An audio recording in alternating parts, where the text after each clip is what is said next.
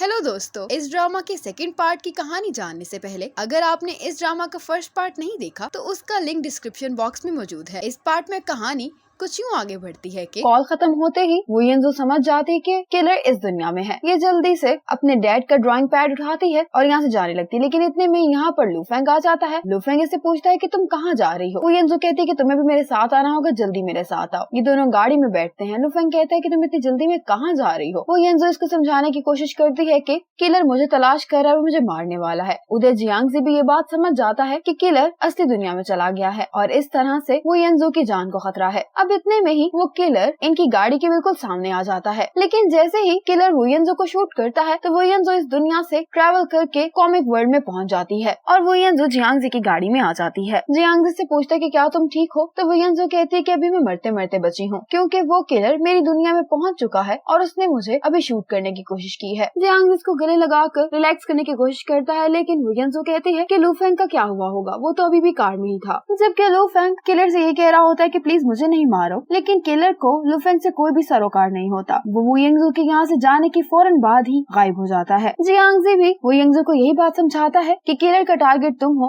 लूफेंग नहीं। जियांगजी पूछने लगता है कि क्या तुम्हारे डैड ने तुम्हें कुछ बताया है इस बारे में। वू यंजो कहती है कि डैड ने मुझसे इस बारे में कोई बात नहीं की, वो ट्रिप पर गए हुए हैं और मैं ये नहीं जानती कि वो कब वापस आएंगे। जियांगजी कहता है कि ठीक है, अब मुझे चल के लू शेनशन को चेक कर लेना चाहिए। वू यंजो कहती है कि मैं भी तुम्हारे साथ आऊंगी। जियांगजी लू शेनशन का दरवाजा नॉक करता है, लेकिन ये दरवाजा नहीं खोल रही होती। वू यंजो ने चूंकि सारी कॉमिक पड़ी हुई है तो इसको इसके घर का कोड आता होता है। ये जियांगजी को बता देती है और जियांगजी इस कोड के जरिए लू शेनशन का दरवाजा खोल लेता है। जब ये दोनों पहुंचते हैं तो लू शेनशन तकरीबन गायब हो चुकी होती है, जिसे देखकर जियांगजी बहुत परेशान हो जाता है। लू शेनशन जियांगजी से कहती है कि मुझे लगता है कि मैं मरने वाली हूँ, क्योंकि मेरे हाथ मुकम्मल गायब हो गए हैं और मेरी बॉडी भी गायब होना शुरू हो गई है। जियांगजी को हौसला देते हुए कहने लगता है कि तुम सिर्फ ड्रंक हो इसलिए तुम्हें ऐसा लग रहा है। लू शेनशन कहती है कि अगर ऐसा है भी तो इसका क्या फायदा, तुम अब मुझे नहीं चाहते हो, मुझे लगा था कि तुम मुझसे शादी करोगे, लेकिन फिर तुमने वू यंजो से शादी क्यों की। जियांगजी कहता है कि शेनशन तुम मुझे गलत समझ रही हो, मैंने वू यंजो से शादी नहीं की, हम तो सिर्फ ये प्रिटेंड कर रहे हैं कि हमने शादी कर ली है, तुम मेरे लिए सबसे इम्पोर्टेंट हो। शेनशन इस बात का यकीन कर लेती है और कहती कि क्या तुम्हें मेरी जरूरत है, तो जियांगजी कहता है कि हाँ मुझे तुम्हारी जरूरत है। यही कहना था कि शेनशन की बॉडी जो पहले गायब हो रही थी अब वो बिल्कुल नॉर्मल हो जाती है। वू यंजो इस सब की वजह से बहुत ट्रॉमेटाइज हो गई होती है। वो कहने लगती है कि इस कॉमिक बुक की हीरोइन लू शेनशन है, लेकिन मेरी वजह से लू शेनशन गायब हो रही है। जियांगजी कहता है कि यही तो इस दुनिया की सेटिंग है कि इररिलेवेंट कैरेक्टर्स यहाँ से गायब हो जाएंगे। वू यंजो कहती है कि मैं ऐसा कुछ भी नहीं चाहती हूँ। जियांगजी कहते हैं कि चलो कहीं बाहर चलते हैं, आज का दिन बहुत ही परेशान कर देने वाला था। ये दोनों पेंट हाउस की छत पर आ जाते हैं। जियांगजी कहता है कि क्या तुम्हें ये जगह याद है। वू यंजो कहती है कि हाँ, भला मैं ये जगह कैसे भूल सकती हूँ, यहाँ पर ही तो मैंने तुम्हें मरने से बचाया था और हमारी पहली मुलाकात भी यही हुई थी। वू यंजो के शूज के लेसेस खुले होते हैं तो जियांगजी उनको बांधने लगता है। ये काम करना उस लिस्ट में होता है जो कि वू यंजो जियांगजी के साथ करना चाहती होती है। जियांगजी वू यंजो से कहता है कि जब तुम असली दुनिया में वापस चली जाओगी तो क्या तुम मुझे एक फेवर दे सकती हो, तुम मेरे लिए एक चैप्टर ड्रॉ करोगी। वू यंजो कहती है कि वो चैप्टर किसके बारे में होगा। जियांगजी कहता है कि जिस मोमेंट मैं और तुम मिले थे वहाँ से लेकर इस मोमेंट तक सबको तुम कॉमिक बुक में मेरा एक ख्वाब बना दो, ये करना तुम्हारे लिए मुश्किल नहीं होगा। वू यंजो कहती है कि तुम ऐसा क्यों कह रहे हो। जियांगजी कहता है कि किलर मेरी वजह से तुम्हारी दुनिया में चला गया है और अब तुम उसकी वजह से खतरे में हो और मेरी दोस्त भी मुकम्मल गायब होने वाली थी, और सबसे अहम बात यह है कि मैं नहीं चाहता कि तुम मेरी वजह से मर जाओ। अगर मेरी किस्मत में सिर्फ कातिल का पीछा करना ही लिखा है तो मैं अपनी इस किस्मत को एक्सेप्ट करता हूँ। जियांगजी वू यंजो से कहता है कि क्या तुम समझ रही हो जो मैं तुम्हें कहने की कोशिश कर रहा हूँ। वू यंजो काफी इमोशनल होती है, लेकिन कह देती है कि हाँ मैं समझ रही हूँ। जियांगजी कहने लगता है कि ऐसी बहुत सारी चीजें हैं जो मैं तुम्हारे साथ करना चाहता हूँ, लेकिन हमारे पास वक्त नहीं है। मैं बहुत चाहता हूँ कि मैं तुम्हें दोबारा हक करूँ, लेकिन फिर मैं डरता हूँ कि कहीं उस वजह से मैं अपने आप पर कंट्रोल खो दूंगा और मैं तुम्हें अपने आप से दूर नहीं जाने दूंगा। इस सब के बाद मैं तुम्हारे लिए सिर्फ एक कॉमिक कैरेक्टर बन जाऊंगा। अगर तुम मुझे मिस करोगी तो तुम इस दुनिया में आकर मुझसे मिल सकती हो, लेकिन तुम ये बात किसी को नहीं बताना कि तुम्हें मैं याद हूँ, क्योंकि ऐसा करने से तुम खतरे में आ सकती हो। जियांगजी के मुँह से ये सब बातें सुनना वू यंजो के लिए बहुत ज्यादा पेनफुल था। जियांगजी से कहता है कि हो सके तो मुझे भूल जाना। जियांगजी वू यंजो को बाय कहता है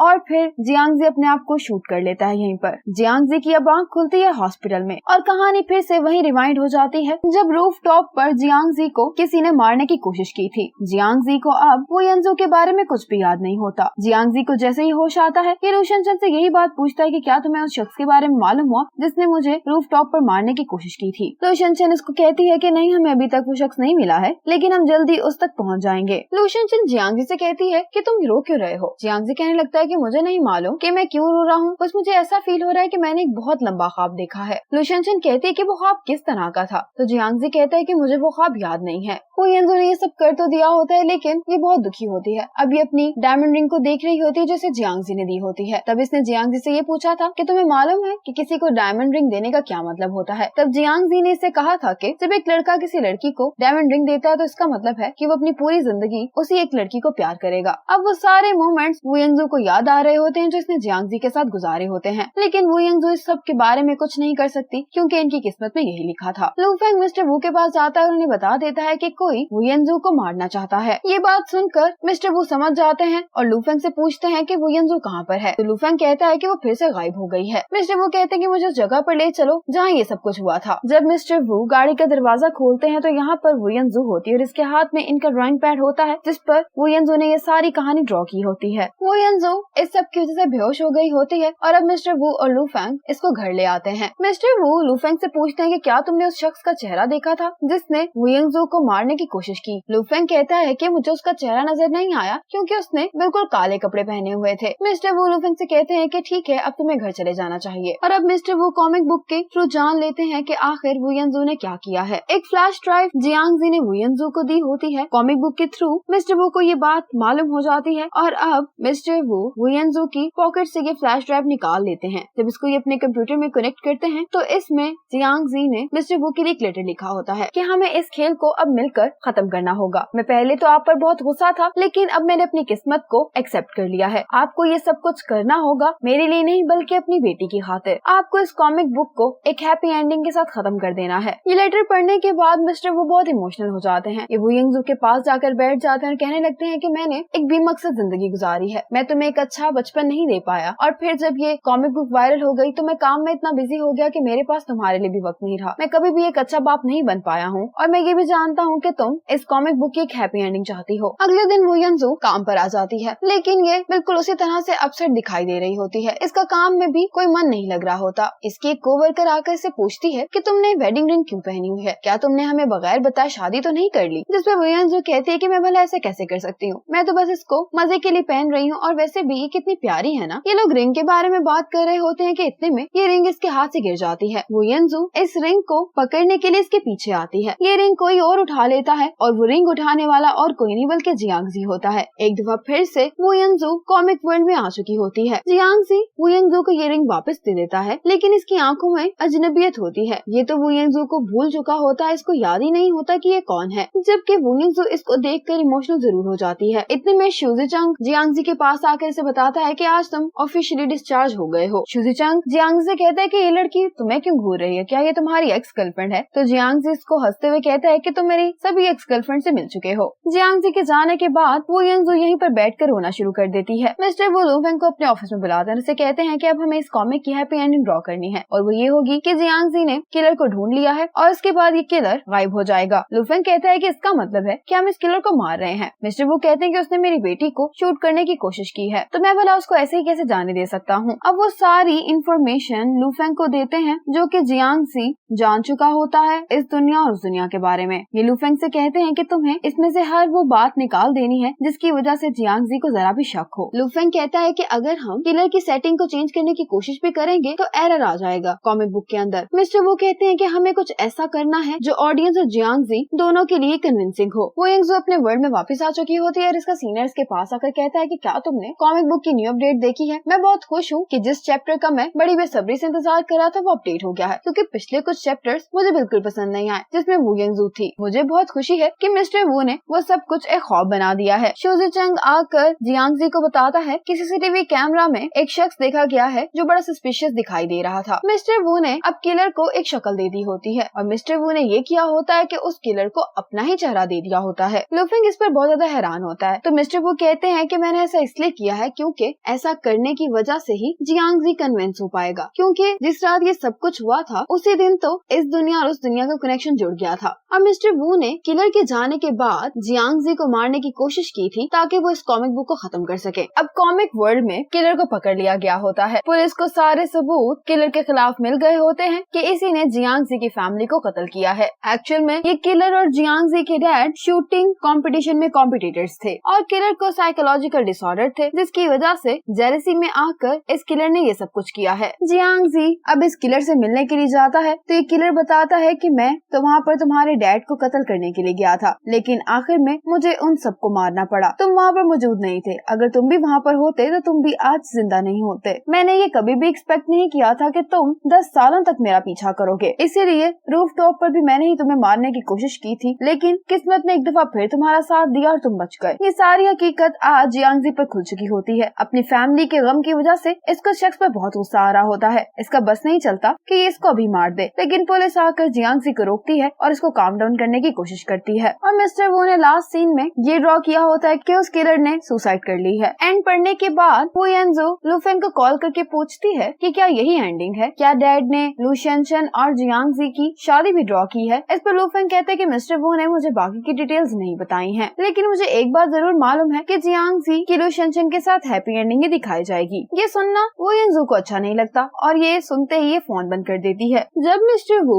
जियांगजी की लू शेनशन के साथ हैप्पी एंडिंग ड्रॉ कर रहे होते हैं तो फिर से ड्राइंग पैड से कोई शख्स मिस्टर वू को अंदर खींच लेता है और वहाँ पर मिस्टर वू ही बैठे होते हैं, लेकिन इनका चेहरा गायब हो चुका होता है। वो येंजू हॉस्पिटल में होती है और ये जियांगजी को याद कर रही होती है। इतने में इसकी कोलीग आकर इसे बताते हैं कि हॉस्पिटल में इमरजेंसी लग गई है, इसलिए तुम्हें जल्दी आना होगा। अब जब ये इमरजेंसी वार्ड में जाती है तो वहाँ पर पेशेंट्स को लाया जा रहा होता है और वहाँ पर जियांगजी एक पेशेंट को ला रहा होता है। वो येंजू को जियांगजी नजर आ जाता है और यहाँ पर इसको लू शेनशन भी दिखाई देती है। वो येंजू एक दफा फिर से कॉमिक वर्ल्ड में आ चुकी होती है। अब ये पूछती है कि क्या हुआ, तो उसे बताया जाता है कि इस केस के डिस्क्लोज होने के बाद जब रिपोर्टर्स जियांगजी के असली घर के बाहर रिपोर्टिंग कर रहे होते हैं तो वहाँ पर एक शख्स लोगों को शूट करने लग जाता है और ये वही किलर होता है और ये कैमरा के सामने आकर जियांगजी को कहता है कि तुम मुझे तलाश कर रहे हो ना, तो मैं यहाँ हूँ, अगर पकड़ सकते हो तो मुझे पकड़ लो। उधर दूसरी तरफ लू फेंग मिस्टर वू के लिए खाने को कुछ लेकर आता है और जैसे ही मिस्टर वू अपना चेहरा ऊपर उठाते हैं तो लू फेंग इनको देख कर डर जाता है, क्योंकि मिस्टर वू का चेहरा गायब हो चुका होता है। अब फिर से जियांगजी को देखकर वू येंजू बहुत सैड फील कर रही होती है। ये हॉस्पिटल की रूफटॉप पर आ जाती है और थोड़ी देर बाद जियांगजी भी यहाँ पर आ जाता है। वो येंजू ड्रिंक कर रही होती है तो जियांगजी कहता है कि क्या डॉक्टर्स को ऑन ड्यूटी ड्रिंक करना अलाउ है, तो वो येंजू उसको कहने लगती है कि मैं भी ड्यूटी पर नहीं हूँ, इसलिए मैं पी सकती हूँ। जियांगजी वो येंजू से कहने लगता है कि तुम हमेशा मेरी तरफ ऐसे क्यों देखती हो, जैसे तुम कुछ तलाश कर रही हो मुझ में। वो येंजू कहती क्योंकि तुम मुझे किसी की तरह दिखाई देते हो। जियांगजी कहता है कि मैं तुम्हें किसकी तरह दिखाई देता हूँ, तो वो येंजू कहती है कि तुम मुझे अपने हस्बैंड की तरह दिखाई देते हो। जियांगजी कहता है कि वो जो रिंग तुम्हारे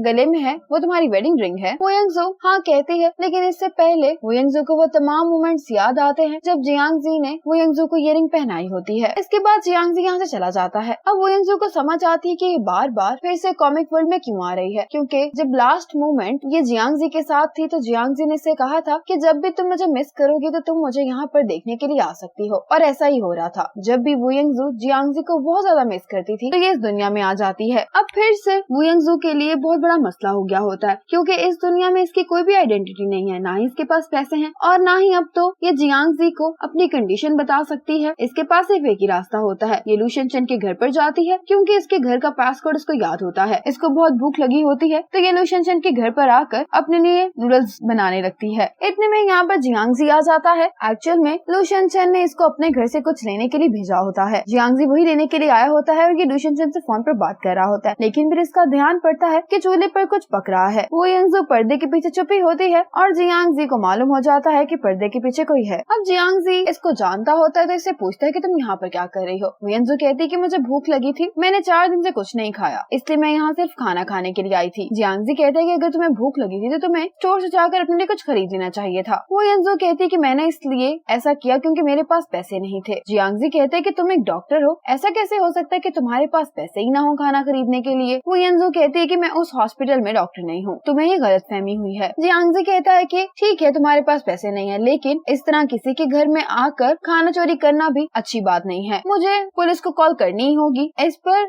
वुयेंजो कहती है कि हाँ अच्छा है, कम से कम पुलिस स्टेशन में मुझे खाना तो दिया जाएगा। वुयेंजो कहती है कि क्या मैंने जो अभी नूडल्स बनाए वो मैं खा सकती हूँ, उसके बाद बेशक तुम मुझे पुलिस के हवाले कर देना। जियांगजी को इस पर तरस आ जाता है और ये इसको ये नूडल्स खाने के लिए दे देता है। वुयेंजो जब नूडल्स खाती है तो ये अपने आप को जला लेती है। जियांगजी इसके होंठों पर क्रीम लगाता है तो वुयेंजो कहती है कि तुमने तो कहा था कि हम एक दूसरे को भूल जाएंगे, तो फिर तुम मेरे साथ ऐसा क्यों कर रहे हो। जियांगजी कहता है कि तुम किसके बारे में बात कर रही हो। वुयेंजो कहने लगती है मैंने बहुत कोशिश की है कि मैं तुम्हें अवॉइड करूं, मैं कई दिन सड़क पर भी सोई हूँ, लेकिन तुम हमेशा मेरे सामने क्यों आ जाते हो। जियांगजी कहते हैं कि क्या तुम उस पर गुस्सा हो। वुयेंजो कहती है कि नहीं, मैं तुम पे गुस्सा नहीं हूँ, मैं मैरिड हूँ, लेकिन मेरा हस्बैंड कहीं चला गया है, ना ही मैं कोई ऐसे शख्स को तलाश कर सकती हूँ जो मेरी उसको ढूंढने में मदद करे। जियांगजी कहते हैं कि तुम्हारा हस्बैंड क्यों और कहाँ चला गया है। वुयेंजो कहती है कि वो ना तो मरा है और ना ही हमारी डिवोर्स हुई है, उसके बावजूद वो कहीं चला गया है। हमने बहुत थोड़ा सा टाइम एक दूसरे के साथ गुजारा है, इतना कम टाइम कि उन यादों के सहारे में अपनी जिंदगी नहीं गुजार सकती हूँ। उसने तो जाने से पहले मुझे ये तक नहीं कहा कि वो मुझसे प्यार करता है। ये बात कहते हुए जियांगजी रोना शुरू कर देती है और एक बार फिर जियांगजी की सारी यादें वुयेंजो की आंखों के सामने से गुजर जाती हैं। वुयेंजो रोते हुए कहने लगती है कि मुझे तो ये भी नहीं मालूम कि मैं यहाँ पर क्यों हूँ और ना ही मुझे कोई रास्ता मिल रहा है जिसके जरिए मैं अपने घर वापस जा सकूँ। ये रोते हुए जियांगजी से कहती है कि तुम मुझे पुलिस के हवाले ही कर दो। जियांगजी को कई हद तक इसकी बातों पर यकीन आ चुका होता है, इसलिए जियांगजी इसको पुलिस के हवाले नहीं करता है। इसलिए जियांगजी ये डिसाइड करता है कि ये वुयेंजो को अपने पास रखेगा। वुयेंजो कहती है कि तुम्हें क्या हो गया है, मैंने तुम्हें कहा था ना कि तुम्हें मेरी इतनी फिक्र नहीं करनी चाहिए। जियांगजी कहता है कि तुम ज्यादा खुश नहीं हो, मैं तुम्हारी केयर नहीं कर रहा बल्कि मैं तुम पर नजर रख रहा हूँ। वुयेंजो कहती है कि तो फिर हम कहाँ जा रहे हैं। जियांगजी कहता है कि हम पहले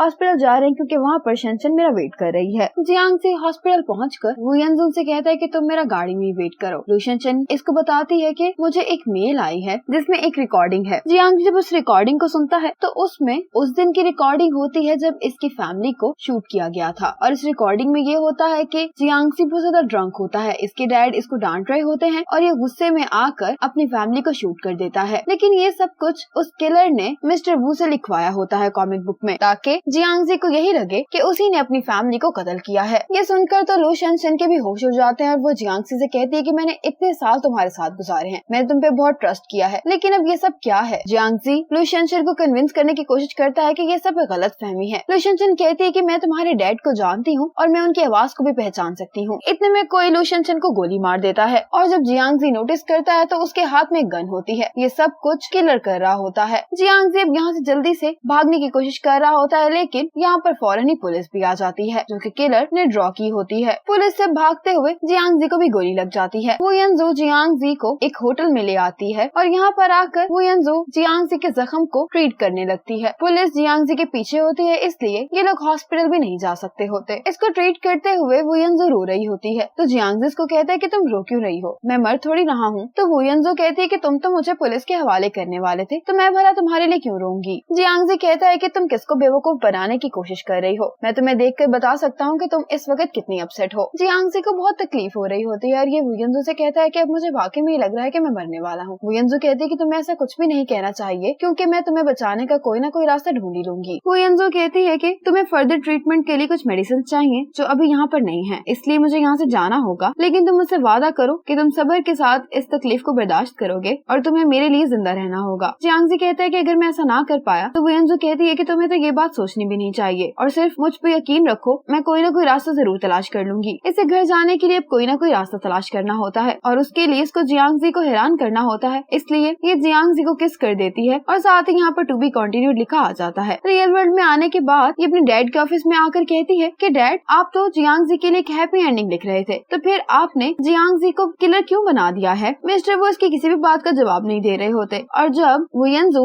अपने डैड को हिलाती है तो ये देखती है कि इसके डैड का तो चेहरा ही गायब हो गया है और ये देखकर ये डर जाती है। ये जल्दी से लूफेंग को कॉल करके पूछती है कि आखिर मेरे डैड को क्या हुआ है। लूफेंग कहता है कि मैंने ये देखा था कि कोई और शख्स मिस्टर वू को इंस्ट्रक्शंस दे रहा था कॉमिक बुक को ड्रॉ करने के लिए। वो ये तो समझ जाती है कि डैड ने उस किलर को अपना चेहरा दे दिया है, इसलिए उसके डैड का चेहरा गायब हो गया है और ये सब कुछ वो किलर ही कर रहा है। अब वुयेंजो जियांगजी को बचाने के लिए अपने डैड के ड्राइंग पैड से उस रूम के अंदर वो तमाम मेडिसिन ड्रॉ करती है जो कि जियांगजी को चाहिए होती है। साथ में ये इंस्ट्रक्शंस भी देती है कि उसने कैसे खुद को ट्रीट करना है। अब जियांगजी बहुत मुश्किल से अपने आप को ट्रीट करता है और फाइनली वो बुलेट निकाल लेता है। लेकिन जब ये सब कुछ वुयेंजो ड्रॉ कर रही होती है तो फिर से वो किलर इस ड्राइंग पैड के अंदर से वुयेंजो को खींच रहा होता है, लेकिन वुयेंजो ड्राइंग पैड ही ऑफ कर कर देती है, इसलिए इस दफा इसकी जान बच जाती है। इतने में लू फेंग इसके पास आ जाता है। वू यनजू उसको सब कुछ बता देती है जो अभी इसके साथ हुआ होता है। वू यनजू कुछ ड्रॉ करके जियांगजी की जान बचाना चाहती होती है, लेकिन ये डर रही होती है कि अगर इसने फिर से ये ड्रॉइंग पैड ऑन किया तो कहीं फिर से किलर इसको मारने की कोशिश ना करे। अब ये दोनों यहीं पर परेशान बैठे होते हैं कि अचानक यहाँ से वू यनजू गायब होकर कॉमिक वर्ल्ड में चली जाती है। ये जिस जगह पर पहुँचती है वहाँ पर इसको जियांगजी दिखाई देता है। जियांगजी कहता है कि पूरा 1 महीना गुजर गया और उसके बाद मुझे तुम देखने को मिली हो। कॉमिक वर्ल्ड में टाइम बहुत आराम से गुजर रहा होता है, लेकिन वू यनजू के लिए तो अभी कुछ लम्हे पहले की बात थी। वू यनजू इससे पूछती है कि तुमने इतने लंबे अरसे क्या किया। जियांगजी कहता है कि कुछ भी नहीं, मैंने यहाँ पर कभी किसी से कोई बात नहीं की, लेकिन फिर भी मैं खुश हूँ। वू यनजू कहती है कि जब मैंने तुम्हें बचाने की कोशिश की थी तो मुझे डर था कि कहीं मेरी ये कोशिश नाकाम न हो जाए। इस पर जियांगजी कहता है कि तुमने बहुत अच्छे से इंस्ट्रक्शंस मुझे दी थी, तो फिर भला मैं कैसे मर सकता था। जियांगजी कहने लगता है कि तुम्हारे चेहरे के एक्सप्रेशंस को देखकर मुझे लगता है कि तुमने अभी कोई हल तलाश नहीं किया है, लेकिन मैं भी इस सब से निकलने का कोई रास्ता तलाश कर रहा हूँ, क्योंकि सब लोग मुझे ही कातिल समझ रहे हैं। लेकिन ऐसे टाइम में तुमने बगैर किसी हेजिटेशन के मेरी मदद की। जियांगजी वू यनजू से कहने लगता है कि तुम्हें भूख लगी होगी, तो चलो हम कहीं चलकर कुछ खाते हैं। फिर ये दोनों बैठकर आइसक्रीम खा रहे होते हैं तो वू यनजू कहती है कि तुम पूरे महीने से यहाँ पर हो, तुम कुछ भी नहीं कर पाए जिससे तुम पर जो लगा इल्जाम है वो हट सके, और तुम यहाँ पर बड़े आराम से बैठकर मेरे साथ आइसक्रीम खा रहे हो। जियांगजी कहने लगता है कि मुझे लगता है कि मेरी कभी भी हैप्पी एंडिंग नहीं हो पाएगी, और फिर ये बात को बदलते हुए वू यनजू से कहता है कि चलो हम साथ में शॉपिंग करने चलते हैं। वू यनजू कहते हैं कि तुम इस सिचुएशन में शॉपिंग करने का कैसे सोच सकते हो। तो जियांगजी कहता है कि जब तक मैं तुम्हारे साथ हूँ मुझे किसी भी चीज की कोई परवाह नहीं है। फिर जियांगजी वू यनजू का हाथ पकड़ता और उसे शॉपिंग करने के लिए ले जाता है। ये दोनों यहाँ पर बहुत खुश दिखाई दे रहे होते हैं और एक दूसरे का साथ ही इन हालात से लड़ने के लिए इन्हें काफी है। ये दोनों अपने लिए सेम कपड़े लेकर आते हैं जो उन्होंने पहन भी लिए होते हैं। वू यनजू घर पर आने के बाद इससे कहती है कि क्या मैं ये कपड़े वाकई में पहन सकती हूँ, क्योंकि अगर हम दोनों मैचिंग क्लोथ्स पहनेंगे तो लोग हमें गलत समझेंगे। जियांगजी कहता है कि हमने इतने क्रिटिकल मोमेंट्स एक दूसरे के साथ शेयर किए हैं, तो मुझे नहीं लगता कि इस बात से कोई फर्क पड़ता है। वू यनजू कहते हैं कि हाँ, ये बात तो तुम बिल्कुल ठीक कह रहे हो। जियांगजी कहता है कि मैं तुम्हारे लिए पास्ता बनाता हूँ। वू यनजू कहती है कि तुम्हें तो खाना बनाना नहीं आता। तो जियांगजी कहता है कि मैंने तुम्हारे लिए खाना बनाना सीख लिया है, क्योंकि मैं तुम्हारे लिए कुक करना चाहता हूँ। वू यनजू कहती है कि तुम मेरे लिए क्यों कुक करना चाहते हो। जियांगजी कहने लगता है कि मैं जानता हूँ कि तुम वो 100 चीजें करना चाहती हो जो कपल किया करते हैं, लेकिन तुम अपने एक्स हस्बैंड के साथ कुछ ही लम्हे गुजार पाई थी और उसके बाद वो गायब हो गया था। तो मैं उसको रिप्लेस करना चाहता हूँ और बाकी का काम तुम्हारे लिए मैं करना चाहता हूँ, क्योंकि तुमने मेरी जिंदगी बचाई है और तुमने ही तो कहा था कि मैं उसकी तरह दिखाई भी देता हूँ। वो यनजू बिल्कुल भी एक्सपेक्ट नहीं कर रही होती कि जियांगजी ये सब कुछ इससे कहेगा। वो कहने लगती है कि मैंने तो तुम्हें कभी नहीं बताया था कि मैं अपने एक्स हस्बैंड के साथ क्या क्या करना चाहती थी, तो तुम्हें इस सब के बारे में कैसे मालूम हुआ। जियांगजी कहता है क्योंकि ये सब कुछ मैंने खुद अपनी आंखों से देखा है। और फिर फ्लैशबैक में दिखाया जाता है कि एक्चुअल में क्या हुआ था। जब जियांगजी यहाँ पर आया था तो इसने शूजी चंग से कहकर अपनी चीजें मंगवाई थी और इसने ये भी कहा था कि लू शेनशन को नहीं पता चलना चाहिए कि मैं भी कहाँ पर हूँ। जब शूजी चंग इसकी चीजें देने के लिए इसको आया था तो इसने जियांगजी को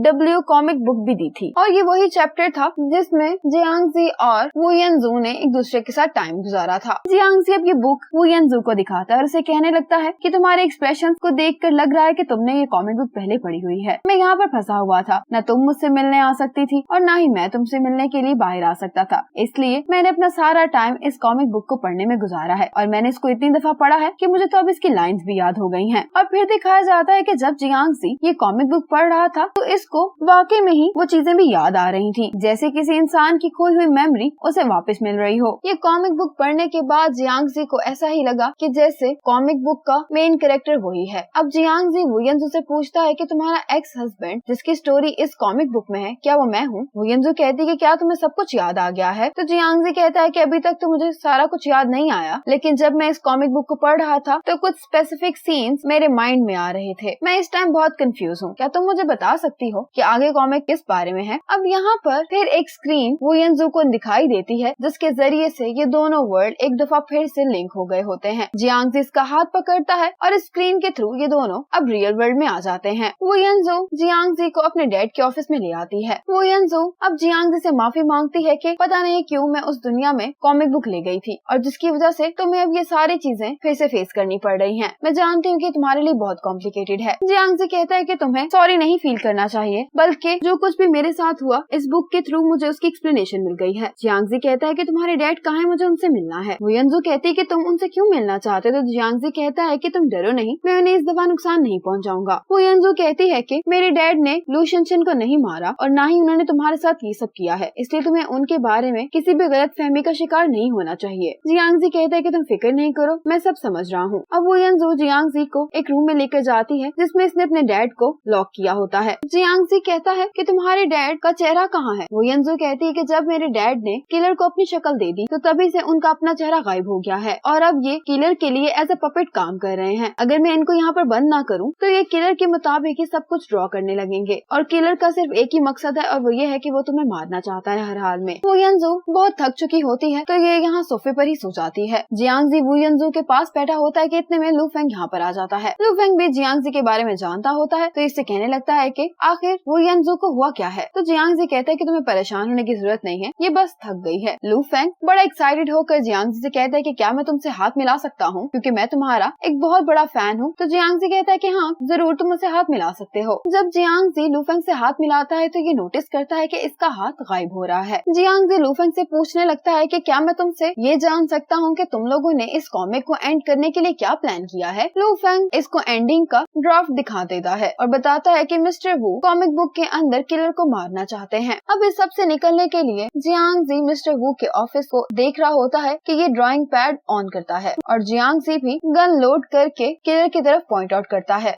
जियांगजी किलर से कहता है कि तुम्हें कैसा लग रहा है एक ऐसी दुनिया में जहाँ पर और कोई भी इंसान नहीं है। और एक बात तो मैं तुम्हें बताना ही भूल गया कि वो एग्जिट जिससे ये दोनों दुनिया लिंक्ड हो गई थी, मैंने उसको तबाह कर दिया है। अब तुम कभी भी इस दुनिया से वापस नहीं निकल पाओगे और तुम यहीं पर मर जाओगे। किलर कहता है कि मैं क्यों मरूंगा यहाँ पर, बल्कि मैं तो यहाँ पर तुम्हारा इंतजार करूंगा कि तुम कब आकर मेरे सामने सरेंडर करते हो। किलर कहता है कि तुम्हारे इस दुनिया से चले जाने के बाद इस दुनिया का मेन कैरेक्टर चेंज हो गया है और अब इस दुनिया का मेन कैरेक्टर मैं हूँ, इसलिए ये दुनिया मेरे लिए चलती रहेगी। तो फिर ऐसी दुनिया में भला मुझे मरने की क्यों जरूरत है। किलर की बातें सुनकर एक दफा फिर जियांगजी बहुत परेशान हो जाता है। इतने में वो यंजू उठ जाती है तो जियांगजी से कहता है कि अब तुम कैसा फील कर रही हो। वो यंजू कहती है कि मैं ठीक हूँ, लेकिन मेरे डैड कहाँ पर हैं। जियांगजी कहता है कि तुम्हारे डैड अभी भी सो रहे हैं। मैंने और लू फेंग ने तुम्हारे डैड को एक हट में शिफ्ट कर दिया जो यहाँ से बहुत पास है। जियांगजी वो यंजू से कहता है कि चलो हम डेट पर चलते हैं। ये बात सुनकर वो यंजू कहते है कि तुम ऐसा क्यों कह रहे हो। जियांगजी कहता है कि जब तुम सो रही थी तो मुझे सब मालूम हो गया है कि मैं ही एक्चुअल में तुम्हारा हस्बैंड हूँ। तुम तो मेरे बारे में बहुत कुछ जानती हो, लेकिन मैं तुम्हारे बारे में इतना कुछ नहीं जानता। फिर ये दोनों एक रेस्टोरेंट में आ जाते हैं और जियांगजी वो यंजू से कहता है कि अब से हम यहाँ पर आया करेंगे डिनर करने के लिए। लेकिन वो यंजू यहाँ पर खुश दिखाई नहीं दे रही होती और ये जियांगजी का हाथ पकड़कर कहती है कि तुम्हारे हाथ को क्या हो रहा है। जियांगजी कहता है कि मैं तुम्हें डिनर के बाद बताने वाला था, जब से शेनशन मर गई है तब से मेरा हाथ ऐसे ही है। वो यंजू कहती है कि ये ऐसा क्यों हो गया है। जियांगजी इसको बताता है कि मैंने किलर से बात की थी और मुझे एक बात मालूम हुई कि तुम्हारे डैड उस किलर से मिले थे 1 साल पहले। एक्चुअल में जिस दिन रूफ टॉप पर जियांगजी पर किलर ने हमला किया था तो वहाँ पर मिस्टर वू भी थे। तब पहली बार मिस्टर वू की किलर से मुलाकात हुई थी। अपनी जान बचाने के लिए मिस्टर वू ने किलर से ये वादा किया था कि अगर जियांगजी मर जाएगा तो वो इस दुनिया का मेन कैरेक्टर बन जाएगा, लेकिन मिस्टर वू ने अपना वादा पूरा नहीं किया तो वो किलर अब तुम्हारे डैड को भी मारना चाहता है। वो यंजू कहने लगती है कि वो किलर उस दुनिया में मजबूत होता जा रहा है, तो अब हमें आगे क्या करना है। जियांगजी कहता है कि तुम्हें याद है कि तुम्हारे डैड के ड्राइंग टैबलेट की मदद से हमारे वर्ल्ड्स आपस में कनेक्ट हो गए और हर चैप्टर के एंड में तुम ही हमेशा अपनी दुनिया में वापस आ जाती थी। मैं चाहता हूँ कि तुम मेरे लिए कुछ ड्रॉ करो। वो यंजू अपसेट होकर कहने लगती है कि तुम क्या चाहते हो कि मैं फिर से एक ख्वाब ड्रॉ करूँ जिसमें तुम फिर से मुझे भूल जाओ। मुझे भूलने के बाद तुम तो अपनी जिंदगी आराम से गुजार सकते हो, लेकिन मेरा क्या, मुझे तो तुम्हारी मेमोरीज के साथ ही जीना पड़ रहा है। और अगर तुमने पहले ही अपना माइंड बना लिया है तो फिर तुम मुझे डेट क्यों कर रहे हो। जियांगजी वो यंजू को किस कर देता है और उसके बाद कहने लगता है कि मैं जानता हूँ कि तुम किस बात के बारे में इतना परेशान हो रही हो और मैं भी अब दोबारा से वो जिंदगी नहीं गुजारना चाहता और मैं ये चाहता हूँ कि मेरी और तुम्हारे दरमियान एक हैप्पी एंडिंग हो और तुम्हारे डैड भी तभी ठीक होंगे जब वो किलर मर जाएगा। ये सब करने के लिए तुम्हें मेरी मदद करनी होगी। जियांगजी कहने लगता है कि मैं कॉमिक वर्ल्ड का मेन कैरेक्टर हूँ, इसीलिए अब चूँकि मैं रियल वर्ल्ड में हूँ तो मैं रियल वर्ल्ड से किसी को भी अपने साथ कॉमिक वर्ल्ड में लेकर जा सकता हूँ और मैं अपनी मर्जी से इन दोनों वर्ल्ड्स में ट्रेवल कर सकता हूँ। हम इसी चीज का फायदा उठाएंगे। अब जियांगजी उसी रूम में पहुंच जाता है जहाँ पर वो किलर होता है और ये वो यंजू से कहता है कि जब टाइम आएगा तो तुम मेरे लिए एक कार ड्रॉ कर देना। जियांगजी किलर को पहले मारता है और फिर इसको चेयर पर बांध देता है। जियांगजी पुलिस को कॉल करता है कि मैं एक रिपोर्ट करना चाहता हूँ। ये पुलिस से बात कर रहा होता है कि इतने में किलर यहाँ से खुद ब खुद गायब हो जाता है। वो यंजू जियांगजी के लिए कार ड्रॉ कर रही होती है कि इतने में लू फेंग इसके पास आता है और उसे बताता है कि मिस्टर वू बड़ा अजीब सा बिहेव कर रहे हैं। वुयनजू अपने डैड को बिल्कुल नॉर्मल देखकर काफी खुश हो रही होती है। वुयनजू जब इन्हें डैड कहकर बुलाती है तो ये कहने लगते हैं कि मैं किसका डैड हूँ, और तब ये बात वुयनजू को रियलाइज होती है कि ये डैड नहीं बल्कि ये तो किलर है। किलर वुयनजू के सामने गन करता और उसे कहता है कि सिर्फ तुम्हारी ही वजह से ये सारा मसला क्रिएट हुआ है। अगर तुम जियांगजी की मदद नहीं करती तो कब का मैं जियांगजी को मार चुका होता। किलर वुयनजू से कहता है कि सिर्फ जियांगजी नहीं जानता कि इस दुनिया में एंटर कैसे होना है, मुझे भी इस दुनिया में दाखिल होने का रास्ता आता है। अब किलर जबरदस्ती वुयनजू को यहाँ से ले जाता है। जियांगजी जब कॉमिक वर्ल्ड से रियल वर्ल्ड में आता है तो ये लुफेंग से पूछता है कि वुयनजू कहाँ पर है। लुफेंग इसको बताता है कि किलर मिस्टर वू की शक्ल में आया था और वो धोखे से वुयनजू को अपने साथ ले गया है, इसलिए अब तुम्हें उसे बचाने के लिए जाना होगा। अब किलर वुयनजू को एक जगह पर लेकर आता है और यहाँ पर ये मिस्टर वू को ऑर्डर देता है कि ड्राइंग टैबलेट का कॉमिक वर्ल्ड में कोई काम नहीं है, इसलिए तुम उसको तोड़ दो। किलर जबरदस्ती एक जगह पर वुयनजू को कैद कर लेता है और ऑर्डर मिलते ही मिस्टर वू ड्राइंग टैबलेट को तोड़ देते हैं। किलर वुयनजू से कहता है कि जब जियांगजी तुम्हें भूल चुका था तो तब तुम्हें मारने का कोई फायदा नहीं था, लेकिन अब तो जियांगजी को तुम्हारे बारे में सब कुछ याद आ गया है तो चीजें बहुत मजेदार हो गई हैं। वुयनजू कहती है कि तुम क्या करना चाहते हो। किलर कहने लगता है कि मुझे जियांगजी की फैमिली को मारने के लिए डिजाइन किया गया था, लेकिन फिर चीजें बदल गयी। एक्चुअल में तो उस कॉमिक बुक का मुझे हीरो होना चाहिए था और ऐसा मुमकिन करने के लिए मुझे तुम सबको मारना होगा। वुयनजू इसकी बातें सुनकर बहुत डर जाती है और इसकी आंखों से आंसू भी निकल रहे होते हैं। किलर अब गुस्से में वुयनजू से कहने लगता है कि आखिर तुमने जियांगजी से शादी क्यों की, तुम उसकी हीरोइन क्यों बनी, तुम्हें क्या लगा था कि तुम जियांगजी के साथ हमेशा खुशी खुशी रह पाओगी। वुयनजू इसकी सारी बातें सुनकर बहुत डरी होती है कि इतने में इनको एक आवाज सुनाई देती है। किलर को मालूम हो जाता है कि जियांगजी यहाँ पर आ गया और ये कहता है कि अब तो ज्यादा मजा आएगा। किलर जियांगजी से कहता है कि तुम अपनी गन नीचे फेंक दो वरना वो वुयनजू को मार देगा। अभी जियांगजी इसकी बात ही सुन रहा होता है कि किलर इतनी देर में वुयनजू की टांग पर शूट भी कर देता है। जियांगजी किलर से कहता है कि तुम मुझसे बदला लेना चाहते हो तो मुझसे ही बदला लो, वुयनजू को यहाँ से जाने दो। किलर कहता है कि मुझे तुम्हें बेबसी की हालत में देखना बहुत पसंद है, इसलिए मैं वुयनजू को जाने नहीं दूंगा। जियांगजी किलर से कहता है कि तुम कॉमिक वर्ल्ड के मेन कैरेक्टर बनना चाहते हो तो मुझे बताओ कि मुझे उसके लिए क्या करना होगा। किलर जियांगजी से कहता है कि तुम अभी और इसी वक्त अपने आप को मार लो। वुयनजू ये बात सुनकर बहुत डर जाती है और ये जियांगजी को इशारा कर रही होती कि वो ऐसा कुछ भी ना करे। किलर जियांगजी से कहता है कि तुम्हारी अब कोई ट्रिक्स नहीं चलेंगी और मैं तुमसे जो कह रहा हूँ तुम्हें अभी करना होगा। वुयनजू इन दोनों को देख रही होती है और इसके साथ साथ ही अपने हाथ खोलने की भी कोशिश कर रही होती है। जियांगजी अपने आप को मारने ही वाला होता है कि इतने में वुयनजू अपने हाथों की रस्सियां खोलकर जियांगजी की तरफ बढ़ती है, लेकिन किलर वुयनजू को शूट कर देता है और इसके साथ ही जियांगजी भी किलर को मार देता है। जियांगजी रोते हुए वुयनजू को कह रहा होता है कि तुम्हें कुछ नहीं होगा और इतने में ही वुयनजू यहाँ पर बेहोश हो जाती है। दूसरी तरफ किलर के मर जाने की वजह से मिस्टर वू का चेहरा उन्हें वापस मिल जाता है। लुफेंग को भी होश आती है तो वो देखता है कि कॉमिक बुक खुद ही अपडेट हो रही होती है। इतने में जियांगजी जख्मी वुयनजू को इसके डैड के ऑफिस में ले आता है और ये लुफेंग से कहता है कि एम्बुलेंस को कॉल करो। ये लोग फिर जल्दी से वुयनजू को हॉस्पिटल ले आते हैं। लुफेंग और जियांगजी परेशान ऑपरेशन थिएटर के बाहर खड़े होते हैं। इतने में ही मिस्टर वू आते हैं जो काफी परेशान होते हैं और लुफेंग से पूछते हैं कि मेरी बेटी कैसी है। तो लुफेंग बताता है कि हम भी डॉक्टर से किसी खबर का इंतजार कर रहे हैं। इतने में ही डॉक्टर बाहर आती है और वो इन सबको बताती है कि वो वुयनजू को नहीं बचा पाए हैं और ये खबर इन तीनों पर कयामत बनकर टूटती है। जियांगजी तो इसी शौक में चला जाता है कि ना तो वो अपनी पहली फैमिली को बचा पाया था और ना ही वुयनजू को, और मिस्टर वू इस बात पर रिग्रेट कर रहे होते हैं कि ये सब कुछ उनकी बेटी के साथ सिर्फ उन्हीं की वजह से हुआ था। और अब जियांगजी की नजरों के सामने से वो तमाम लम्हात गुजरते हैं जो इसने वुयनजू के साथ गुजारे होते हैं। फिर हमें दिखाया जाता है कि वुयनजू किसी तरह बच गई है। वो हॉस्पिटल के एक रूम में होती है और उसके साथ उसके डैड बैठे होते हैं। वुयनजू को जैसे ही होश आती है तो ये अपने डैड से पूछती है कि डैड जियांगजी कहाँ पर है। डैड वुयनजू से कहते हैं कि तुम्हें होश आ गई तो मैं डॉक्टर को बुला कर लाता हूँ। तो वुयनजू कहती है कि नहीं, इसकी जरूरत नहीं है क्योंकि मुझे लगता है मैं ठीक हूँ। फिर ये कहने लगती है कि मुझे याद है कि मुझे गोली लगी थी, उसके बाद क्या हुआ मेरे साथ। ये अपने डैड से पूछती है कि डैड आप प्लीज मुझे बताएं ना कि क्या हुआ है। डैड ड्रॉअर से कॉमिक निकाल कर वुयनजू से कहते हैं कि कुछ रीजंस की वजह से दोनों वर्ल्ड्स का आपस में जो कनेक्शन था वो खत्म हो गया है और ये कॉमिक बुक अब खत्म हो गई है। डैड कहते हैं कि मैंने जियांगजी को उस दुनिया से निकालने की बहुत कोशिश की लेकिन मैं नहीं कर पाया। कॉमिक वुयनजू की तरफ बढ़ाते हुए डैड इससे कहते हैं कि ये एंड है कहानी का। डैड कहते हैं कि जियांगजी ने तुम्हारी जिंदगी बचाने के लिए अपनी जिंदगी की कुर्बानी दी है। और फिर दिखाया जाता है कि जब इनको वुयनजू के मरने की खबर मिली थी तब जियांगजी ने वुयनजू के डैड से कहा था कि एक दफा मुझे वुयनजू ने बताया था कि जब तक वुयनजू कॉमिक वर्ल्ड में रहेगी तो वो इस दुनिया में मर नहीं सकती है। ये बात याद आते ही जियांगजी की आंखों में उम्मीद की की एक रोशनी नजर आती है और वो मिस्टर वू से कहता है कि अगर मैं वुयनजू को कॉमिक वर्ल्ड में ले जाऊंगा तो हम वुयनजू को बचा सकते हैं, इसीलिए अब आपको हमारे लिए ड्रॉ करना होगा। मिस्टर वू बताते हैं कि किलर ने मुझसे ड्राइंग टैबलेट तुड़वा दिया है। तो जियांगजी कहता है कि उस ड्राइंग टैबलेट के अलावा भी एक टैबलेट था जिसके जरिए से वो किलर इस दुनिया में आता जाता था। जब तक मैं उसको ढूंढ लूंगा तो हम वुयनजू को बचा सकते हैं। मिस्टर वू कहते हैं कि अब किलर मर चुका है और कॉमिक बुक भी खत्म होने वाली है। अगर तुम मुझे ड्राइंग टैबलेट इस दुनिया में लाकर दे भी दोगे तो तुम वापस यहाँ पर कभी नहीं आ पाओगे, क्योंकि ये कॉमिक बुक का फाइनल चैप्टर चल रहा है। लेकिन जियांगजी कहता है कि मैं हर हाल में वुयनजू को बचा कर ही रहूंगा। और फिर जियांगजी वुयनजू को कॉमिक वर्ल्ड में ले आता है। जख्मी तो वो अभी भी होती है, इसलिए जियांगजी उसको कॉमिक वर्ल्ड में हॉस्पिटल में ले आता है। अब जियांगजी उस जगह पर जाता है जहाँ पर किलर मरा होता है और उसकी पॉकेट से उसकी गाड़ी की चाबी निकालता है और इसकी गाड़ी में ये वो ड्राइंग टैबलेट ढूंढने लगता है और फाइनली जियांगजी को वो ड्राइंग टैबलेट मिल जाता है। इतने में यहाँ पर पुलिस भी आ जाती है, लेकिन जियांगजी यहाँ से निकल जाता है। जियांगजी ये ड्राइंग टैबलेट लेकर वुयनजू के पास आता है और उससे कहता है कि तुम्हें जिंदा रहना होगा और मेरा इंतजार करना होगा। ये कहकर जियांगजी ये ड्राइंग टैबलेट मिस्टर वू को दे देता है और मिस्टर वू ये ड्रॉ करते हैं कि वुयनजू यहाँ पर बच गई है। वुयनजू को यहाँ पर होश आ जाती है और जियांगजी वुयनजू से कहता है कि मैं तुमसे प्यार करता हूँ। वुयनजू इसको जवाब में कहती है कि मैं भी तुमसे बहुत प्यार करती हूँ। इतने में जियांगजी को पकड़ने के लिए पुलिस यहाँ पर आ जाती है और इस तरह जियांगजी हमेशा के लिए कॉमिक वर्ल्ड में ही रह जाता है। मिस्टर वू वुयनजू को बताते हैं कि मैंने ड्राइंग से तुम्हारा जख्म बिल्कुल ठीक कर दिया था, इसलिए तुम्हारे जिस्म पर कोई भी निशान नहीं है। ये स्टोरी सुनने के बाद वुयनजू जियांगजी के लिए रोने लगती है। मिस्टर वू कहते हैं कि जियांगजी अब जेल में है और किलर मर चुका है। इसी मोमेंट पर कॉमिक एंड हो गया था और अब तुम्हें भी इसको एक्सेप्ट करना होगा। अब काफी टाइम गुजर गया होता है और वुयनजू बिल्कुल ठीक हो गई होती है। वुयनजू एक लेक के किनारे आती है और वहाँ पर कागज की एक बोर्ड छोड़ देती है और अपने आप से कहती है कि मैं अब से इन कागज की बोर्ड्स पर वो सब बातें लिखा करूंगी जो मैं तुमसे कहना चाहती थी। और मुझे यकीन है कि हम दोनों दो अलग अलग दुनिया में हैं, लेकिन जियांगजी वहाँ पर भी मेरा प्यार महसूस कर सकता है और मुझे इस बात का भी यकीन है कि हम एक दिन जरूर मिलेंगे दोबारा। इसके बाद जियांगजी और वुयनजू एक दूसरे के साथ खड़े होते हैं और फाइनली जियांगजी असली दुनिया में आ चुका है। वुयनजू कहती है कि ये किसी ख्वाब की तरह लग रहा है कि हम दोनों एक दूसरे के साथ है। जियांगजी कहता है कि जब से हम मिले हैं हम लोगों ने बहुत कुछ एक दूसरे के साथ फेस किया है और फिर कहता है कि क्या तुम्हें याद है कि मैंने तुम्हें कैसे प्रपोज किया था लास्ट टाइम, इतने सारे लोगों के सामने तुम तो बिल्कुल नर्वस हो गई थी। वुयनजू कहती है कि हाँ, मुझे उस टाइम पर बिल्कुल भी समझ नहीं आ रहा था कि मैं क्या करूँ। और फिर जियांगजी वुयनजू से कहता है कि मुझे लगता है कि मुझे अब तुम्हें ठीक से प्रपोज करना चाहिए। ये एक रिंग वुयनजू की तरफ बढ़ाता है और इससे कहता है कि क्या तुम मुझसे शादी करोगी, और वुयनजू इसके लिए हाँ कर देती है। फिर ये दोनों एक दूसरे को किस करते हैं और फिर हमें दिखाया जाता है कि एक्चुअल में जियांगजी इस दुनिया में कैसे आया। जब जियांगजी जेल से बाहर निकलता है तो ये भी एक लेक के किनारे जाता है और वहाँ पर इसे वुयनजू की बनाई हुई बोट मिलती है। इस पर वुयनजू ने ये लिखा होता है कि मैंने एक टाइम तुम्हारी दुनिया में आके गुजारा है और अब तुम्हारी बारी है मेरी दुनिया में आने की। कॉमिक खत्म होने की वजह से कॉमिक वर्ल्ड खत्म हो चुका था, इसलिए जियांगजी उस कॉमिक बुक का मेन कैरेक्टर था, तो ये असली दुनिया में वापस आ जाता है और इन दोनों की मुलाकात कुछ यूँ होती है कि एक दिन बुक स्टोर पर बैठी वुयनजू यही कॉमिक बुक पढ़ रही होती है कि एक लड़का यहाँ पर यही कॉमिक बुक्स लेने के लिए आता है और वो और कोई नहीं बल्कि जियांगजी होता है। जियांगजी वुयनजू को देखकर कहता है कि आप भी इस बुक की फैन है, तो वुयनजू कहती है कि हाँ। पहले वुयनजू इस पर नोटिस नहीं करती है कि कौन है और फिर जियांगजी मुड़कर इसे देखता है और इसने जो अपने गले में इसकी दी हुई रिंग पहनी होती है उसको देखकर ये कहता है नाइस रिंग, और इसी तरह इनकी मुलाकात हुई थी इस दुनिया में दोबारा। इसी हैप्पी एंडिंग के साथ ये ड्रामा खत्म हो जाता है। आपको ये ड्रामा कैसा लगा कमेंट सेक्शन में जरूर बताइएगा। मजीद इस तरह के इंटरेस्टिंग ड्रामास की एक्सप्लेनेशन तक के लिए स्टे कनेक्टेड।